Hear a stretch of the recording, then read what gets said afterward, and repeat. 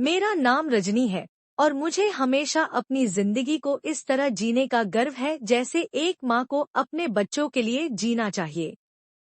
मैंने हमेशा अपनी जिंदगी में सिर्फ एक ही ख्वाहिश रखी, अपने बच्चों को खुश रखना। लेकिन मेरी जिंदगी में कुछ ऐसे लोग आए जिन्होंने न केवल मेरी खुशियों को चुराया, बल्कि मेरी संतान के भविष्य को भी दांव पर लगा दिया। आज मैं यही सोचती हूँ कि क्या वो सब मुझे पहले से पता होता तो क्या मैं इस रास्ते पर चलती। मैंने हमेशा अपने बच्चों की भलाई के लिए जीते हुए भी बहुत कुछ खोया। मेरी शुरुआत एक ऐसे घर में हुई थी जहां मुझे पूरी जिंदगी एक मलिका की तरह रखा गया था।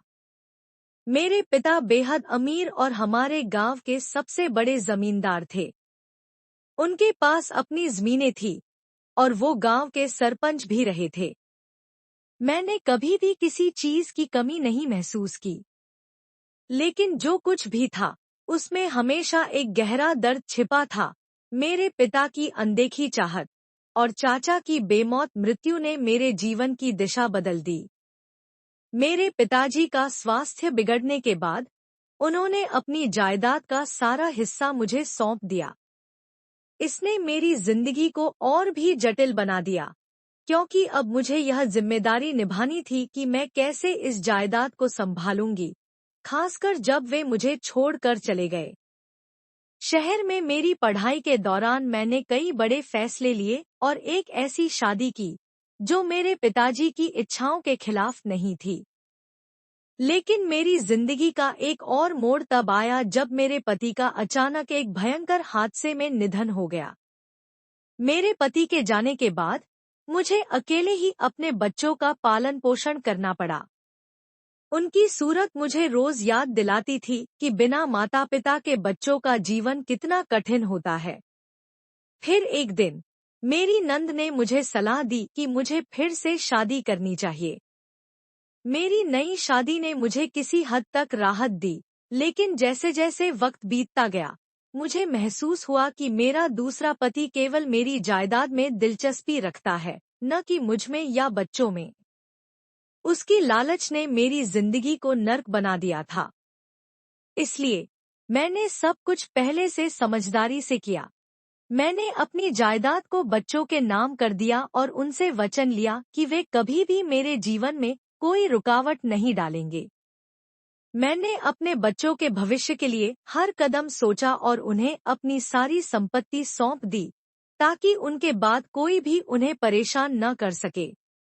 यह मेरी आखिरी लड़ाई थी और मैं इस लड़ाई में खुद को कभी हारते हुए नहीं देख सकती थी।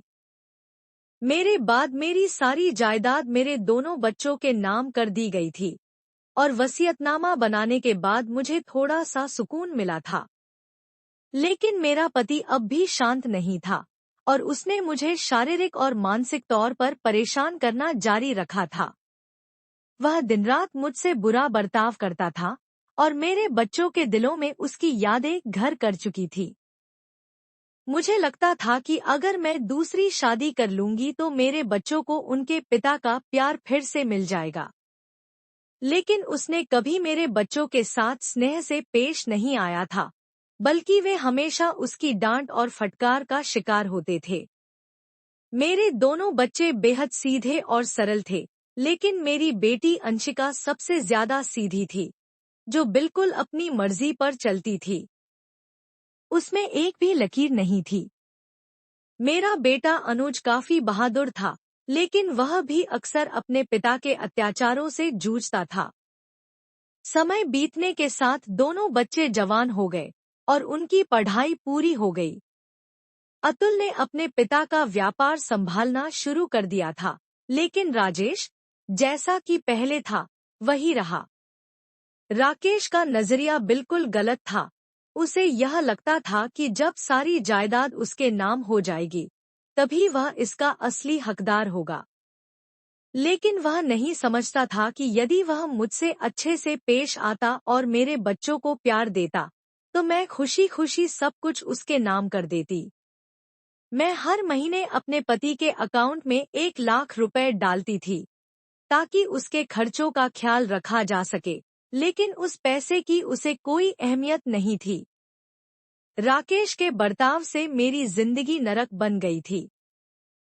फिर भी मैं अपने बच्चों के भविष्य के लिए उसकी मार सहन करती रही। मेरे बेटे ने बार बार मुझसे कहा कि मुझे इस आदमी से अलग हो जाना चाहिए, लेकिन मैंने उसे यह समझाया कि जब तक वह मुझसे मारपीट करेगा, मैं सहन करती रहूंगी। मुझे उम्मीद थी कि एक दिन वह थककर यह सब छोड़ देगा। राकेश ने मुझे ही नहीं, बल्कि मेरे बच्चों को भी परेशान करना शुरू कर दिया था। वह उन्हें मुझसे भड़काने की कोशिश करता था, लेकिन मेरे बच्चों ने उसकी बातों पर ध्यान नहीं दिया। राजेश के मन में लालच था, लेकिन मेरे बच्चों ने कभी उसे अपने खिलाफ नहीं किया। फिर एक दिन, जब मेरी बेटी अंशिका के बारे में चिंता बढ़ी, मैंने उसे अपनी शादी के लिए सही वक्त पर तैयार किया। अंशिका की शादी एक अच्छे परिवार से की थी, ताकि उसे कभी लालच का सामना न करना पड़े। शादी के बाद जब वह अपने ससुराल गई, मुझे बहुत सुकून मिला, लेकिन राकेश का बर्ताव अब भी बदला नहीं था। वह छोटी छोटी बातों पर मुझसे लड़ता और मारता था। अंशिका के ससुराल जाने के बाद मुझे उसके बारे में चिंता होने लगी, और मैंने तय किया कि अनुज की शादी के लिए भी मैं अच्छे रिश्ते की तलाश करूंगी। लेकिन कुछ दिन बाद इशिका के बारे में एक अजीब खबर मिली। वह उदास होकर मेरे पास आई और कहा कि उसका पति दीपक उसे बार बार डांटता और लड़ता है। मैंने उसकी मदद करने का फैसला किया, लेकिन मेरी चिंता अब और बढ़ गई थी जब मुझे पता चला कि दीपक और राजेश के बीच कुछ गड़बड़ हो सकती है। जैसे जैसे स्थिति और जटिल होती जा रही थी, मुझे यह समझ में आ रहा था कि इन दोनों के बीच क्या साजिश चल रही थी। एक दिन अंशिका घर से अचानक गायब हो गई, और पुलिस ने मेरी चिंता को और बढ़ा दिया जब उन्होंने मेरे बेटे अनुज पर आरोप लगाया कि उसने अपनी बहन को अगवा किया है। पुलिस के आरोपों के बावजूद मैंने यह महसूस किया कि सब कुछ राजेश और दीपक के द्वारा रचा गया था। अनुज की गिरफ्तारी और अंशिका की गुमशुदगी ने मेरे परिवार को बुरी तरह से प्रभावित किया। मैं परेशान थी, लेकिन मैंने ठान लिया था कि मैं इस मामले की सच्चाई का पता लगाकर ही रहूंगी। दोस्तों, उम्मीद करती हूँ आपको हमारी कहानी पसंद आई होगी। कहानी पसंद आई है तो वीडियो को लाइक करें, चैनल पर नए हैं तो चैनल को सब्सक्राइब करें, और हाँ, नोटिफिकेशन बेल को जरूर दबाएं ताकि अगली अपडेट सबसे पहले आपको मिले।